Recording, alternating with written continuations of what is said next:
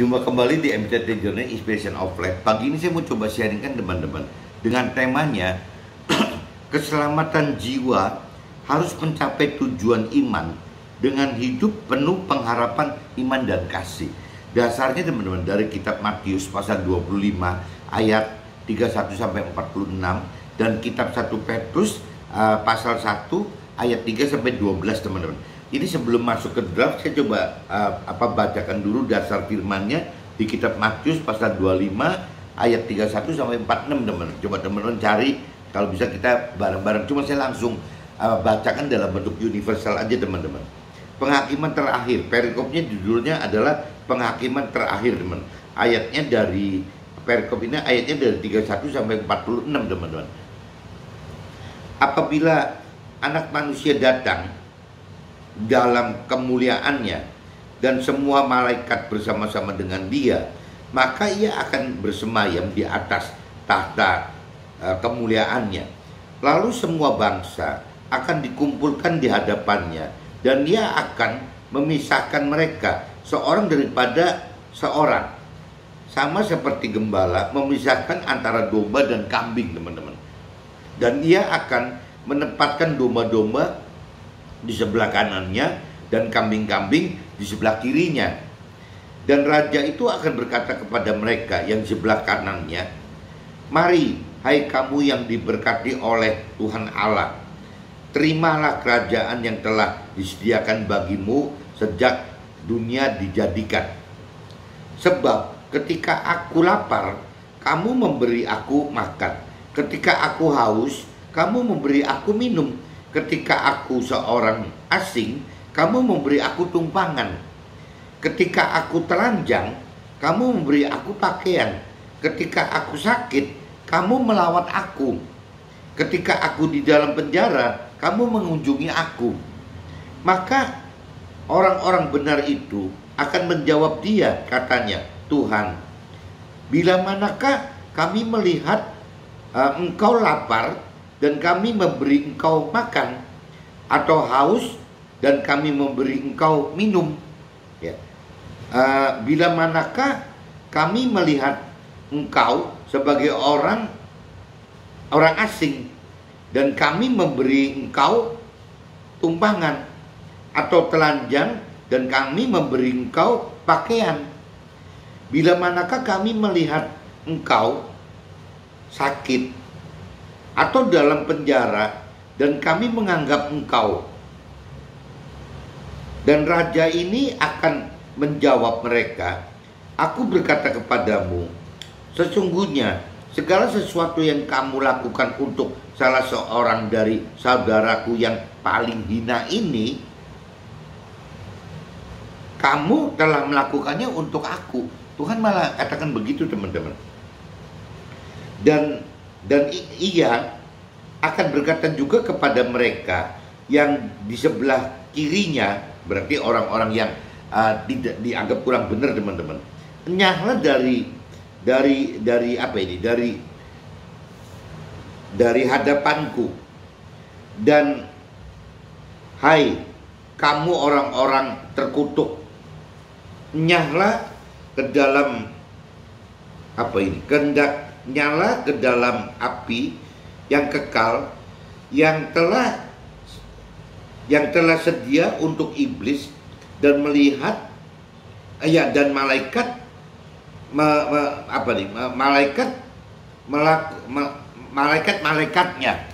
Bentar teman-teman.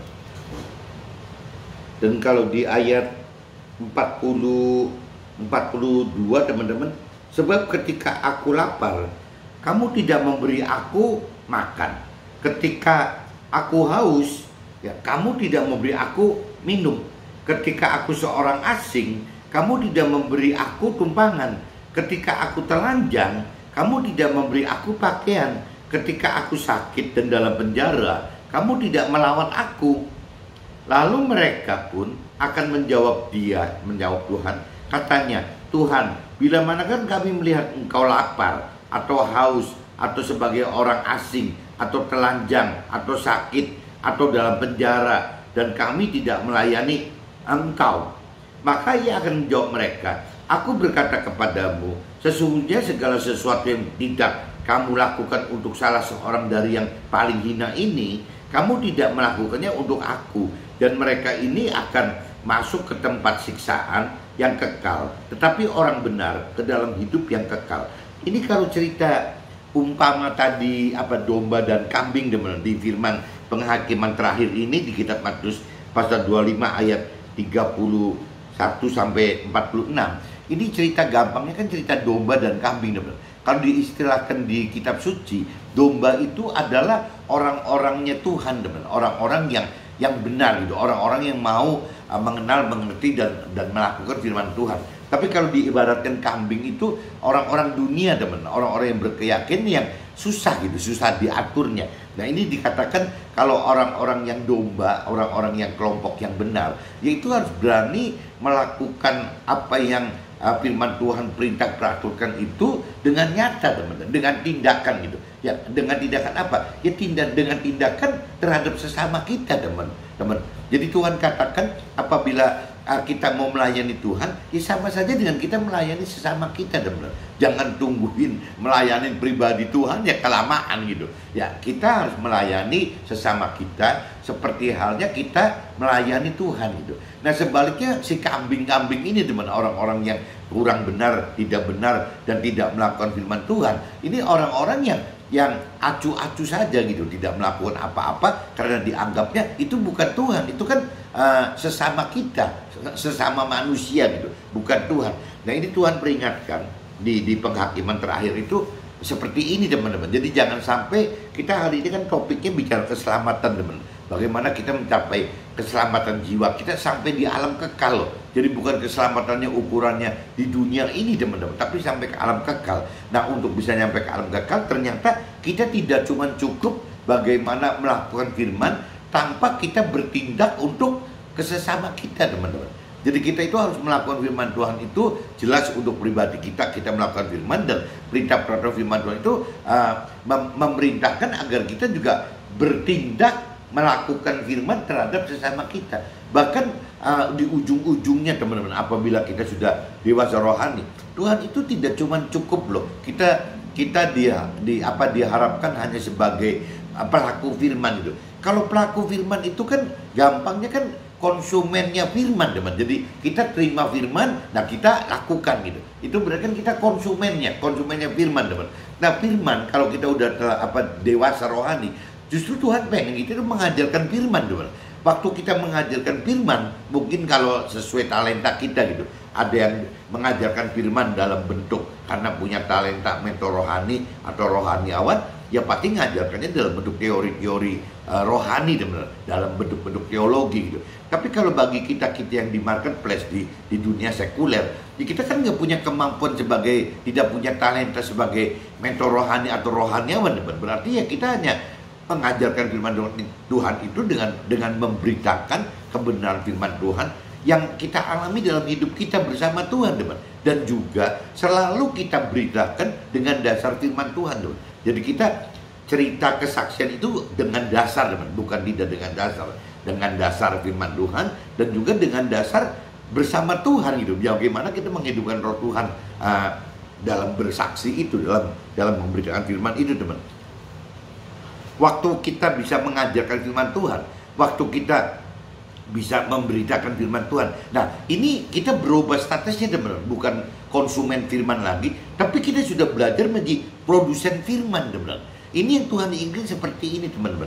Nah, apabila kita bisa menjadi produsen firman, ya Tuhan istilahnya nyatakan bahwa ya kita akan mendapatkan keselamatan yang kekal itu, teman-teman. Jadi tidak bisa egois, cuman berhenti. Kalau kita tidak melakukan firman Tuhan kan konyol, teman-teman. Bisa tidak melakukan firman Tuhan identik dengan meleset dari yang Tuhan perintah peraturkan. Meleset dari perintah peraturan firman Tuhan itu adalah dosa, teman-teman. Nah, ujungnya dosa itu kan takutnya masuk neraka, teman-teman.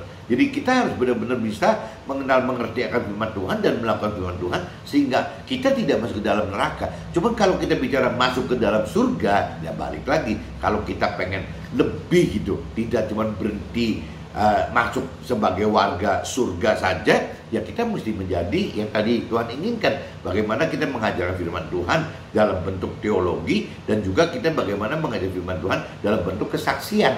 Itu bedanya di situ aja teman. Kalau yang punya talenta mentor rohani dan rohaniawan, ya Tuhan inginkan mengajarkan teologi gitu. Tapi kalau bagi kita yang di marketplace, di dunia sekuler, ya Tuhan pengen ya kita menjadi saksinya Tuhan gitu, bahwa Tuhan itu ada, kuasa Tuhan itu nyata gitu. Nah, ini yang Tuhan ingin proof itu seperti itu. Nah, caranya bagaimana? Ya, caranya Tuhan ajarin begitu. Bagaimana kita melakukan yang diperintah peraturan oleh firman Tuhan, kita lakukan untuk Tuhan, yaitu wujudkan tindakan itu untuk sesama kita, teman-teman. Jadi jangan seolah-olah kalau ke manusia kita tidak melakukan seperti yang kita mau lakukan untuk Tuhan gitu. Nah, Tuhan nggak suka itu. Tuhan pengen supaya kita melakukan firman Tuhan walau ya untuk sesama kita, teman-teman.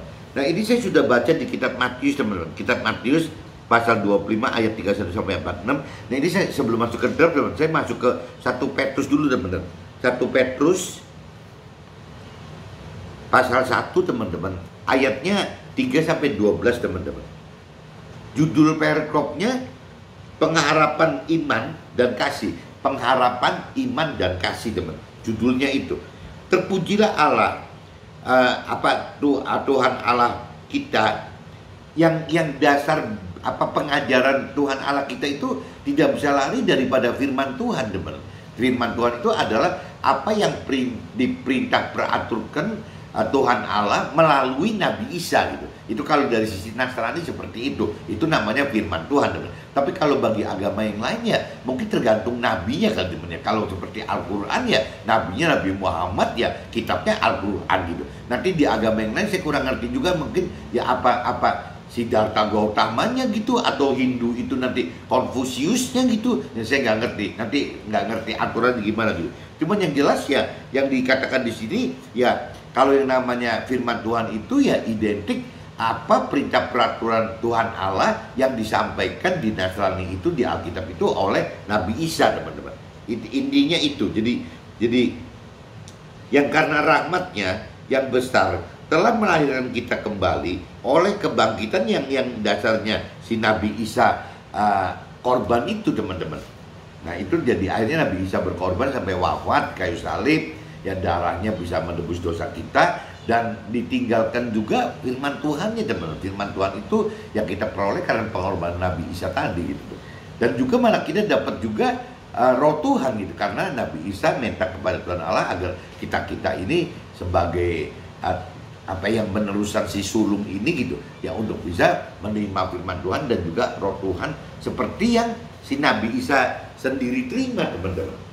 Nah, ini kepada suatu hidup penuh pengharapan untuk menerima suatu bagian yang tidak dapat binasa, yang tidak dapat tercemar, dan yang tidak dapat layu, yang tersimpan di dalam surga bagi kamu, yaitu kamu yang dipelihara dalam kekuatan Allah karena imanmu, sementara kamu menantikan keselamatan yang telah tersedia untuk dinyatakan pada zaman akhir. Bergembiralah akan hal itu, sekalipun sekarang ini kamu seketika harus berduka cita oleh berbagai-bagai pencobaan. Nah, ini teman-teman, apabila kita ingin melakukan firman Tuhan, ternyata ya di firman Tuhan katakan kita ini bisa akan alami duka cita, teman-teman. Memang konsekuensi untuk ikut perintah peraturan firman Tuhan itu ya penderitaan, teman-teman. Jadi ujian cobaan gitu. Maksud semuanya itu untuk membuktikan kemurnian dari iman kita, dari imanmu gitu, yang jauh lebih tinggi nilainya daripada emas yang fana, yang diuji kemurniannya dengan api, sehingga kamu memperoleh puji-pujian dan kemuliaan dan kehormatan pada hari ya Nabi Isa dinyatakan berkorban itu, teman-teman. Jadi kuncinya ya bagaimana mengharapkan dan menunggu-nunggu ya firman Tuhan gitu. Intinya itu, teman-teman. Jadi sekalipun kamu belum pernah melihat Dia, Maksudnya sekalipun kita belum pernah melihat Tuhan gitu.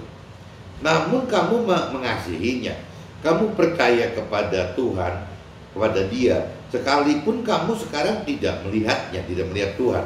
Kamu bergembira karena sukacita yang mulia dan yang tidak terkatakan, karena kamu telah mencapai tujuan imanmu.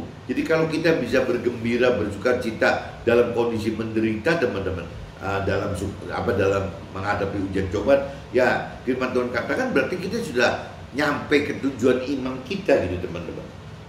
Yaitu keselamatan jiwa. Jadi kalau kita bisa tidak berdukacita dalam penderitaan melakukan firman Tuhan, ya kita berarti sudah nyampe mendapatkan keselamatan jiwa kita, teman-teman. Keselamatan itulah yang diselidiki dan diteliti oleh nabi-nabi yang telah bernubuat tentang kasih karunia yang kasih karunia yang diuntukkan bagimu, dan mereka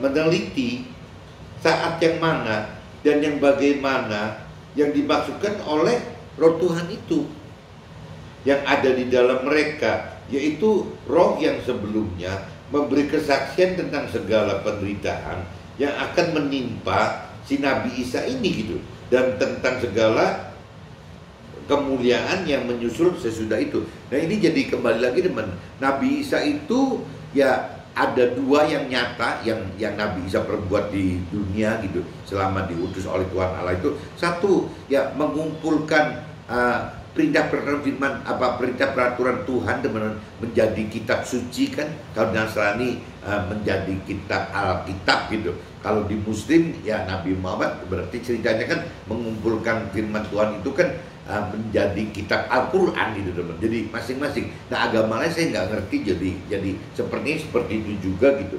Nah di situ satu firman Tuhan. Kedua juga dinyatakan di sini ya Nabi Isa itu ya bisa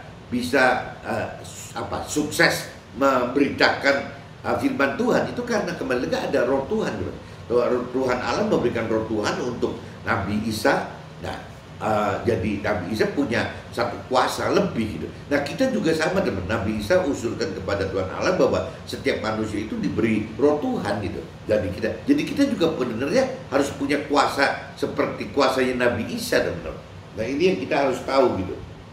Kepada mereka telah dinyatakan bahwa mereka bukan melayani diri mereka sendiri, tetapi melayani kamu dengan segala sesuatu yang telah diberitakan sekarang kepada kamu dengan perantaraan mereka yang oleh Roh Kudus. Nah ini kalau bicara roh yang dari Tuhan Allah itu sebutan di Nasrani itu bisa juga Roh Kudus, bisa juga roh kebenaran teman-teman gitu, bisa nyebut itu. Jadi roh Tuhan, roh Kudus, roh kebenaran. Nah tapi kalau orang Muslim, teman-teman Muslim saya katakan katanya sebutannya Nur teman-teman.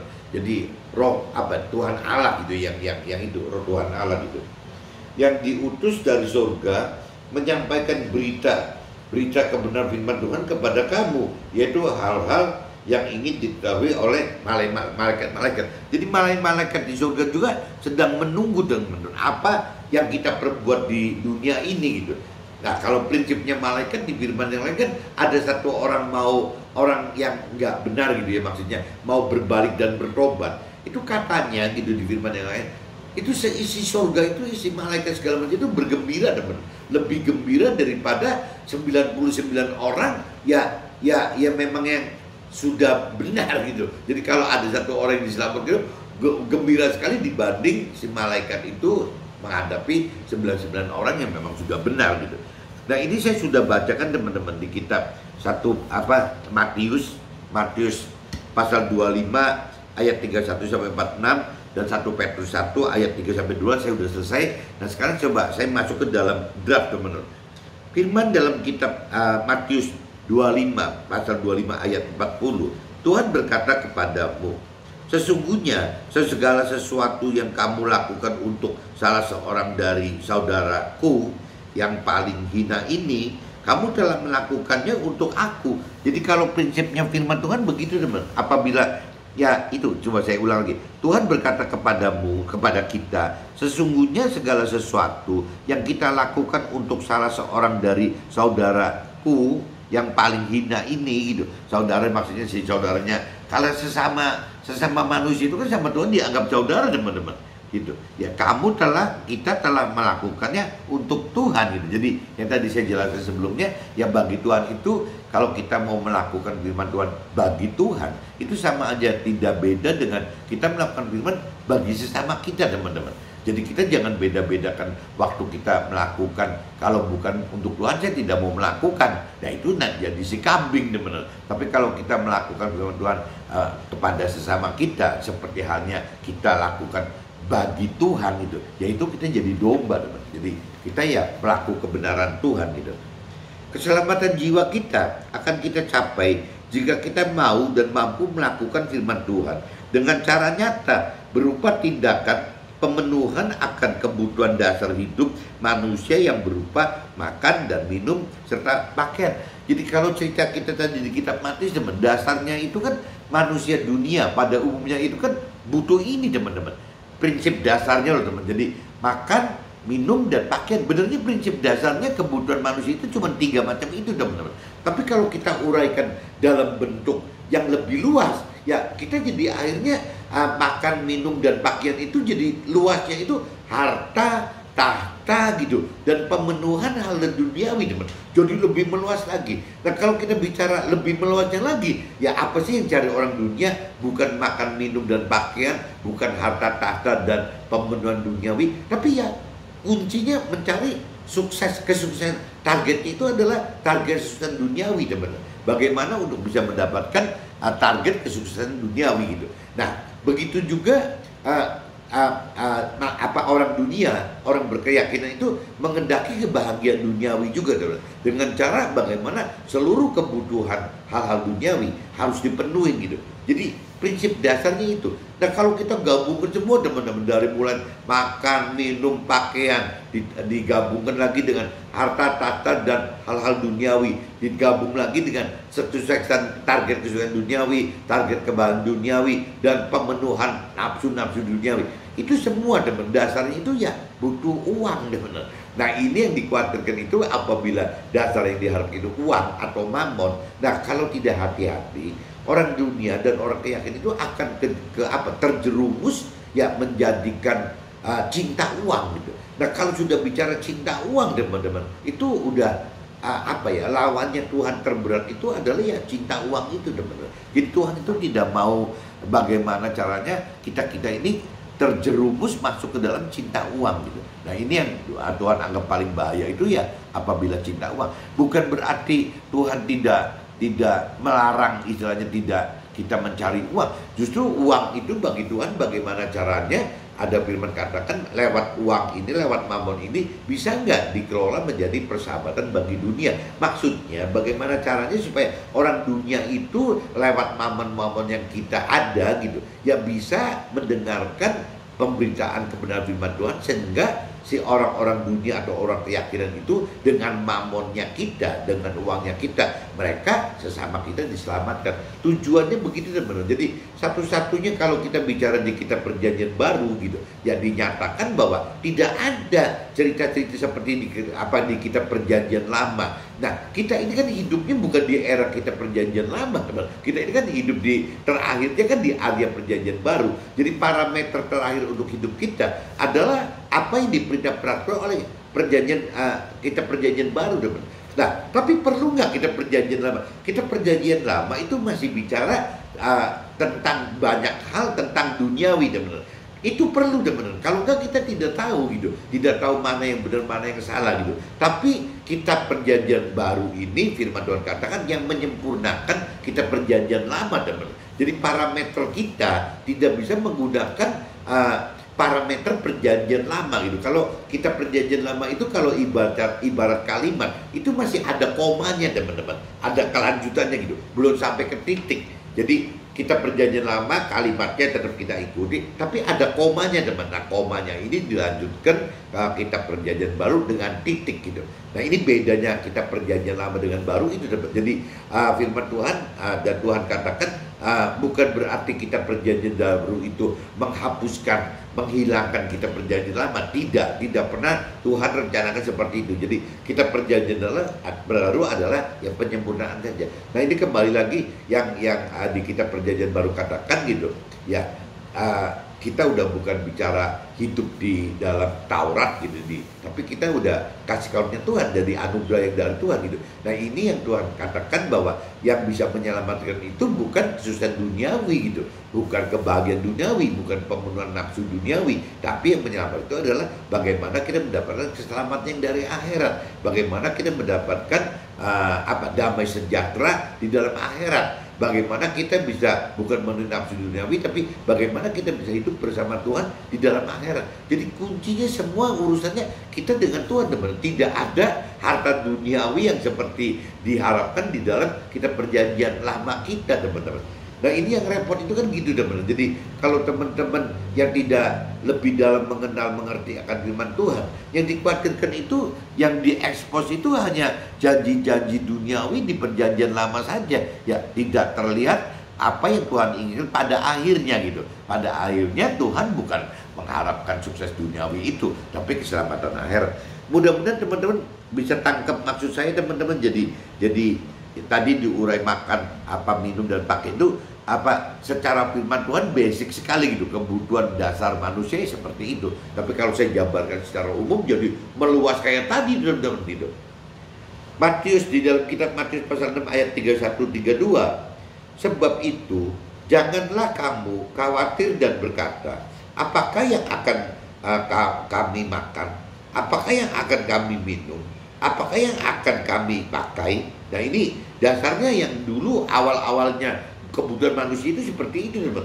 Semua itu dicari bangsa-bangsa yang tidak mengenal Allah. Akan tetapi Tuhan yang di surga tahu bahwa kamu memerlukan semuanya itu. Jadi kalau cerita zamannya kitab Matius dibuat, teman-teman, ya bunyinya itu ya cuma urusan makan, minum, dan pakaian. Rasanya waktu itu juga kemana-mana juga masih jalan kaki, teman-teman. Jadi nggak ngeributin ada enakan naik sepeda, beca, atau naik motor, atau naik mobil.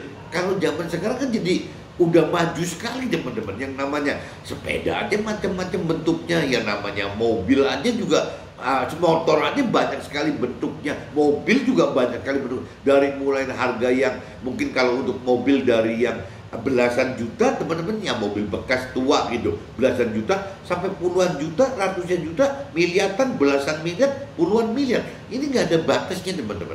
Sampai kalau dinaikkan lagi jet pribadi sudah ratusan miliar mungkin harganya, teman-teman. Jadi nggak habis-habis, teman-teman. Bisa ratusan miliar mungkin jet pribadi, bisa triliun gitu. Nah, ini beda sekali dengan zaman waktu awal, yaitu cuma butuhnya makan, minum, dan pakaian aja, teman-teman.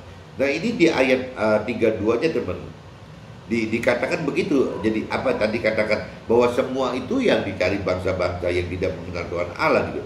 Maka jika kita tidak melakukan firman kepada sesama kita, kita berarti tidak lakukan firman juga bagi Tuhan. Ya, prinsip Tuhan adalah melakukan firman bagi Tuhan yang di sorga itu sama saja dengan melakukan bagi sesama di dunia ini. Jadi jangan sampai kita menunda-nunda apa yang Tuhan kita perhatikan itu, menunggu Tuhan di akhirat nanti, teman-teman. Justru Tuhan berbalik hidup, bagaimana saatnya kita hidup di dunia ini, bagaimana kita bisa menjadi pelaku firman ya bagi sesama kita gitu. Nah, waktu kita melakukan firman, perintah firman Tuhan kepada sesama kita, itu sama aja, teman. Bagi firman Tuhan itu dan bagi Tuhan itu adalah kita melakukan bagi Tuhan gitu. Maksudnya gitu, teman-teman. Jadi bagaimana perbuatan kita itu harus dilakukan sekarang di dunia ini supaya kita juga mendapat apa ya, teman-teman, mendapat satu catatan di kitab kehidupan kita di surga itu, bahwa ya kita melakukan ini, melakukan itu gitu bagi sesama kita ya untuk Tuhan. Sebenarnya begitu, teman-teman.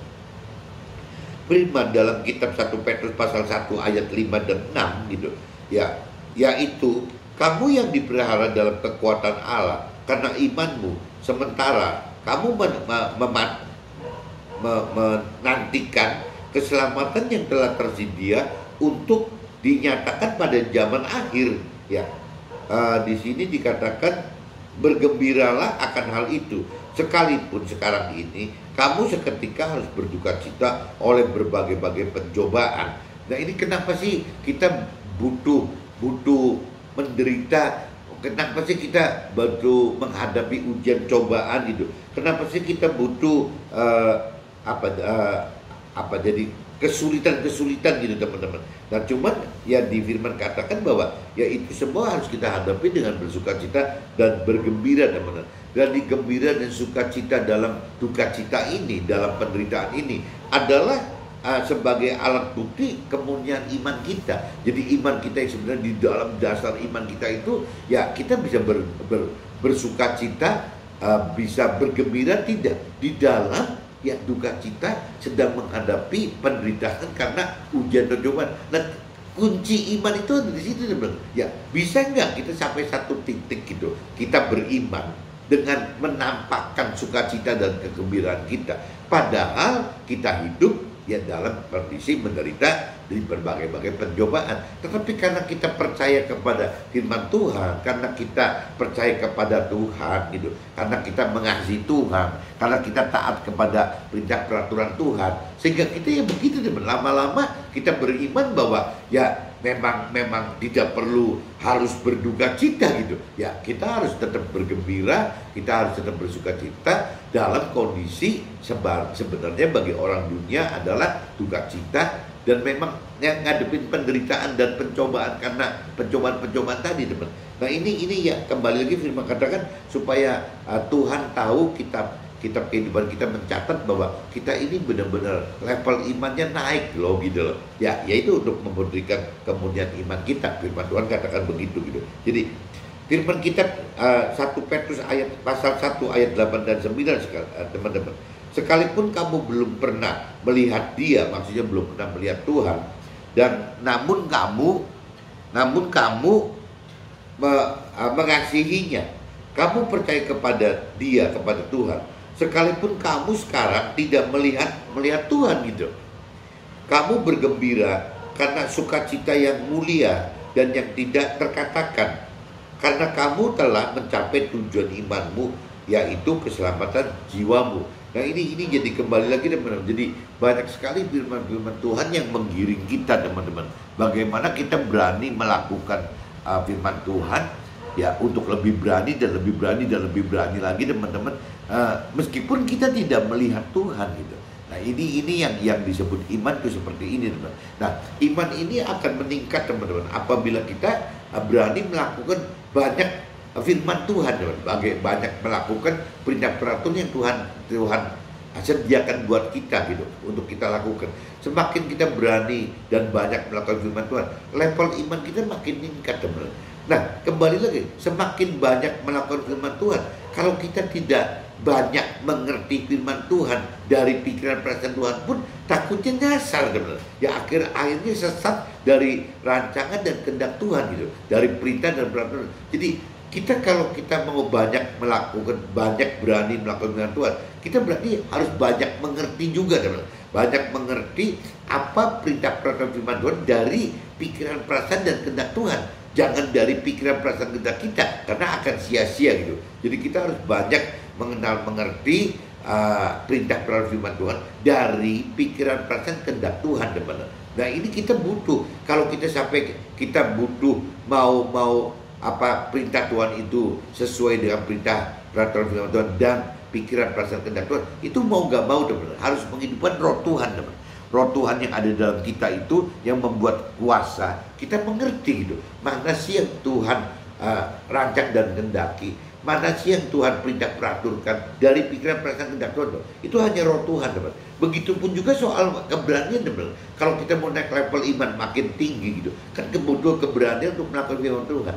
Nah, untuk berani melakukan firman Tuhan juga sama, teman. Butuh roh Tuhan, teman. Butuh roh Tuhan untuk bisa menguatkan kita berani melakukan firman Tuhan. Jadi kita jadi butuh roh Tuhan untuk berani melakukan firman Tuhan, butuh roh Tuhan untuk mampu mengerti perintah peraturan firman Tuhan dari pikiran perasaan kehendak Tuhan, dan juga ya mau gak mau, teman-teman, kalau kita mau banyak mengerti firman Tuhan, ya kita juga harus banyak mau mengenal firman Tuhan, teman-teman. Nah, firman Tuhan itu sudah tersedia dalam segepok kitab suci, di mana karena firman Tuhan ini hidup, teman. Sampai kita meninggal pun, kalau kita mau melakukan perintah-perintah firman Tuhan sampai segepok kitab suci kita, itu sampai meninggal juga tidak akan habis, teman. Karena firman itu hidup gitu. Jadi dari satu ayat itu bisa berarti tidak pernah terbatas artinya, teman. Nah, bagaimana mengartikan firman Tuhan? Ya, yang satu ayat itu dalam kitab yang sama, dalam pasal yang sama, dalam ayat yang sama, itu bisa jumlahnya itu, pengertian itu tidak terbatas, teman. Itu firman Tuhan itu seperti itu. Nah, untuk bisa menyatakan firman itu hidup gitu, ya tidak jauh lagi, teman. Harus bisa menghidupkan firman Tuhan gitu dengan roh Tuhan gitu.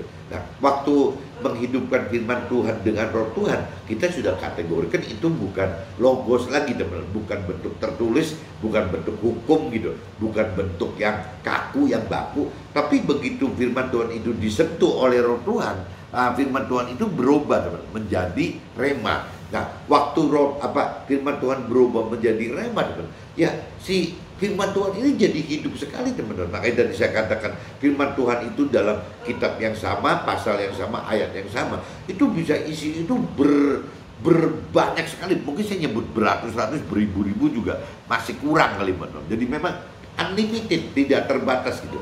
Tidak terbatas pengertian akan firman Tuhan, karena firman Tuhan itu hidup, teman-teman.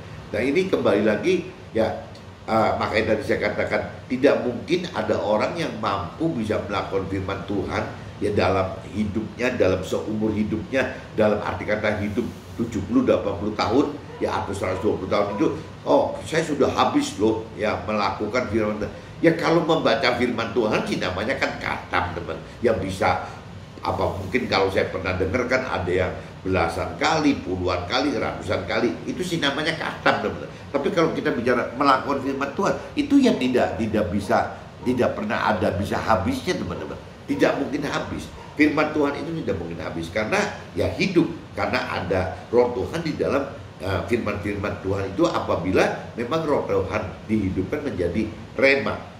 Jadi intinya seperti itu, teman-teman. Ini jadi yang saya perlu yang perlu diingatkan itu ya tadi ya, karena kamu telah mencapai tujuan imanmu yang keselamatan jiwamu itu apabila kita kita bisa tetap beriman, percaya meskipun tidak melihat Tuhan gitu. Itu seperti itu. Nah, keselamatan jiwa kita akan kita capai dengan cara menyelamatkan jiwa sesama kita bersama roh Tuhan. Nah, ini yang perlu sekali, teman-teman. Jadi bagaimana kita bisa mendapatkan keselamatan jiwa kita, bahkan bukan cuma keselamatan jiwa kita yang sekedar masuk ke dalam surga, tapi keselamatan jiwa kita tidak hanya berhenti cuma masuk ke dalam warga surga, tapi kita pengen menjadi keluarganya Tuhan di dalam surga gitu. Bagaimana kita menjadi tim kerjanya Tuhan di dalam surga. Nah, untuk bisa seperti itu, teman-teman, ya kita tidak cuma cukup yang tadi dikatakan istilahnya keselamatan jiwa kita akan kita capai dengan cara menyelamatkan jiwa sesama kita. Itu yang harus kita lakukan gitu. Ya, kita bersama roh Tuhan dengan mengajarkan dan memberitakan firman Tuhan sesuai dengan talenta kita masing-masing. Nah, ini talenta kita kan beda-beda, teman-teman. Jadi akhirnya kalau bagi saya seorang pengusaha dan teman-teman saya, keluarga saya juga banyak yang pengusaha, saya juga bergaul dengan tim kerja saya atau keluarga saya atau teman-teman saya, itu kan berarti kan orang-orang karir, teman, orang-orang karir itu. Nah, orang pengusaha dan orang karir itu adalah orang yang bukan mempunyai talenta mentor rohani atau rohaniawan. Ya, orang yang di pengusaha dan orang karir itu adalah orang-orang yang punya talenta bagaimana memberitakan kesaksian Tuhan ya kepada marketplace dan dunia sekuler itu, teman-teman. Dan sebenarnya kalau kita melihat jumlah manusia sesama kita di dalam marketplace, di dalam dunia sekuler, apabila kita bandingkan dengan di dalam tempat ibadah kita, tempat ibadah rohaniawan kita atau tempat komunitas mentor rohani kita, ya paling berapa sih, teman-teman? Kalaupun misalnya bisa nyebut, satu tempat ibadah itu bisa ribuan orang, bisa ratusan ribu orang. bahkan mungkin apa yang ada juta kali, saya juga nggak ngerti. Kalau sampai pun jutaan orang, ya kalau kita bandingkan jumlah sesama kita yang di ada marketplace di dunia sekuler, ya kan berlipat-lipat teman. Kalau bicara di sekuler itu bangsanya sesama kita itu bisa miliar gitu di seluruh dunia, bukan juta, bukan ratusan ribu, tapi miliar. Jadi kembali lagi teman-teman, kita ini harusnya akan menjadi apa ya, sebagai orang-orang yang di marketplace, orang-orang yang ada di dunia sekuler adalah lebih berpotensi gitu, lebih berpotensi untuk bisa menyelamatkan sesama gitu, seperti yang Tuhan rancang dan kehendaki teman-teman. Jadi kita harus mulai sadar dan harus mulai berani bergerak bahwa kita ini ya akan lebih efektif dibanding mentor rohani dan rohaniawan yang sangat terbatas itu gitu. Tugasnya sangat terbatas teman-teman. Saya pernah sharingkan kan, kalau istilahnya di Nasrani yang namanya mentor rohani atau rohaniawan itu kadang-kadang disebutnya gembala teman-teman. Jadi di Nasrani itu udah umum disebutnya kalau mentor rohani atau rohaniawan itu adalah gembala. Adapun kita-kitanya umat dan jemaat itu diibaratkan sebagai dombanya teman-teman, dombanya. Meskipun pagi ini kita sudah mulai membaca di kitab ini Matius dan kitab 1 Petrus 1 itu yang bicara membedakan antara domba dan kambing teman-teman. Tapi kalau bicara yang umum, kita sebagai orang yang mau benar gitu, hidup benar, ya masuknya kategori domba. Nah, kalau kita compare secara nyata, ibarat ini gitu, ya domba itu mestinya jumlahnya yang diangon oleh si gembala, baik itu mentor rohani ataupun rohaniawan, harusnya jumlah dombanya kan banyak teman. Gak mungkin kan namanya misalnya gembalanya 100 mengangon domba 1, kan kebalik teman-teman. Yang umum itu ya satu gembala ya mungkin mengangon kambing 10 ya, atau puluhan atau ratusan atau ribuan gitu. Itu kan seolah begitu. Nah berarti kan pasti domba ini akan jumlahnya lebih banyak teman-teman dibanding si gembalanya gitu. Nah ini tadi saya katakan, berarti sebenarnya kalau kita sebagai domba itu ada peluang untuk bisa ketemu sesama itu lebih banyak daripada si gembalanya teman-teman. Dan juga ada firman lain yang mengatakan bahwa domba itu, waktu saya pernah dengar ada sharing gitu, ada khotbah yang mengumpamakan, mengibaratkan domba itu wajarnya yang melahirkan domba teman-teman. Ya kalau gembala ya wajarnya melahirkan gembala gitu. Nah akan sangat sulit apabila gembala itu harus melahirkan domba gitu. Jadi kembali lagi maksudnya seminar ini, maksudnya khotbah ini adalah ya kita punya tugas teman-teman, ya punya tugas.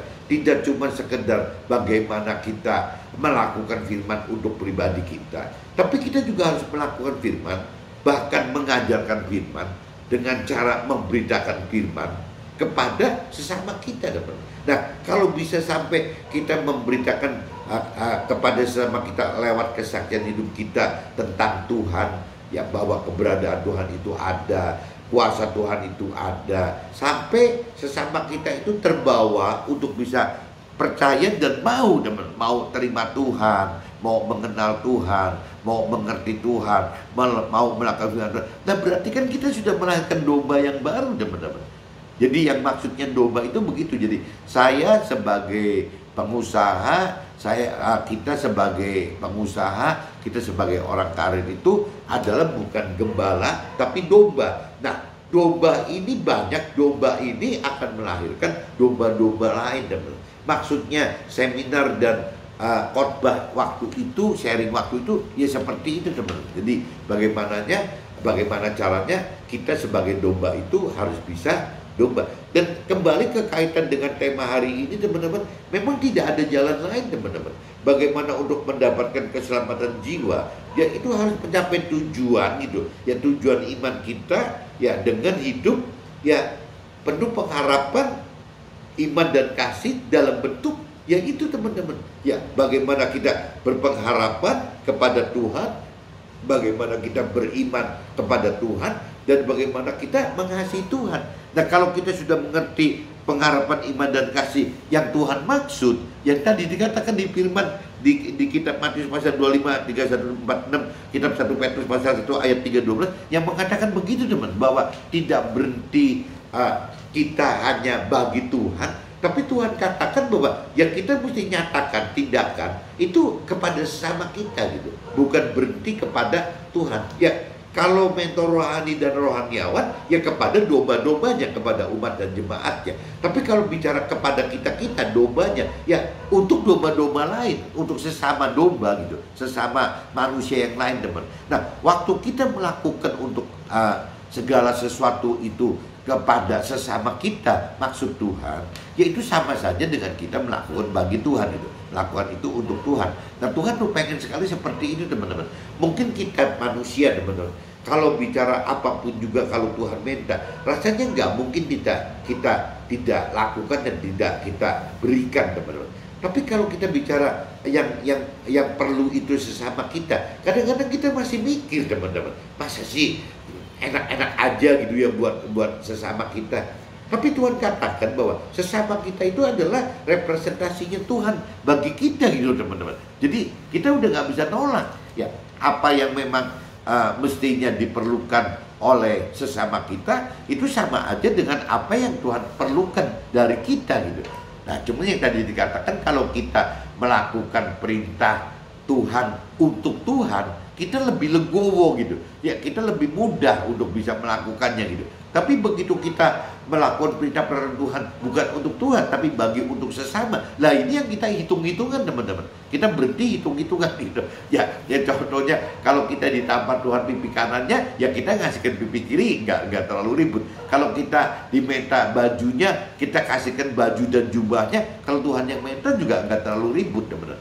Tapi kalau misalnya yang minta itu sesama kita otomatis mikir, teman-teman, ini enak-enak aja sih ya, masa sih ditampar pipi kanan dikasih pipi kiri, ya nggak nampar balik juga udah bagus itu. Nah, kita udah bicara lain ya. Kalau bagi Tuhan kita legowo, kita rela.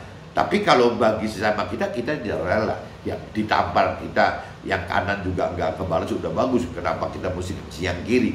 Kita dikasihkan baju juga udah bagus, kenapa mesti ngasihkan jubahnya gitu. Jadi memang banyak perumpamaan seperti itu, teman-teman. Jadi ujung-ujungnya firman Tuhan ingatkan bahwa sebenarnya apa yang kita lakukan bagi sesama kita, meskipun itu merugikan kita, meskipun itu tidak menyenangkan kita, tapi Tuhan katakan di dalam ayat-ayat hari ini yang saya sharingkan, ya Tuhan katakan, ya itu sama aja untuk Tuhan kok. Yang kita lakukan untuk sesama itu sama gitu, sama aja untuk Tuhan. Nah, jadi teman-teman, maksudnya kita diajar oleh Tuhan bahwa ya kita harus legowo gitu. Ya kalau kita ke sesama kita itu, ya kita harus legowo. Yang penting kita lakukan sesuai dengan perintah peraturan Tuhan. Nah, perintah peraturan Tuhan itu silakan ditindaklanjuti dengan tidak hanya untuk Tuhan, tidak hanya bagi Tuhan, tapi ditindaklanjuti juga bagi sesama kita, teman-teman. Intinya gitu, teman-teman. Jadi keselamatan jiwa itu apabila kita mau di posisi yang masuk sebagai keluarga Tuhan di dalam surga, mau masuk ke dalam tim kerja Tuhan di dalam surga, tidak bisa lain, teman-teman. Kita harus bisa mengajarkan, memberitakan kebenaran firman Tuhan kepada sesama kita, supaya mereka, sesama kita, mendapatkan keselamatan. Mungkin hari ini saya cukup begini, teman. Mudah-mudahan teman bisa tangkap, dan kalau kira-kira cukup bisa kecerna, coba sharekan lagi ke keluarga atau teman yang lain. Oke, see you, bye-bye.